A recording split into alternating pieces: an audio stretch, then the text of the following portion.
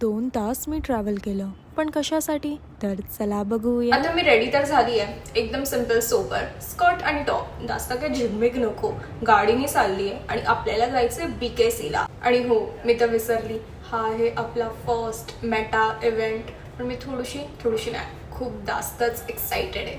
मग आता पटकन बघू यार, पण मी ओळखत नाही यार कोणाला तिथे, मतलब पक करायला लागेल. बघू आता. आउटफिट चेक करा, क्यूट. घरामधून निघताना कितीही नट्टापट्टा करू, गाडीमध्ये जाऊन झोपाचंच आहे. ट्रॅफिक को एकदम तोडताड के मी पोचली फेसबुकच्या ऑफिसमध्ये.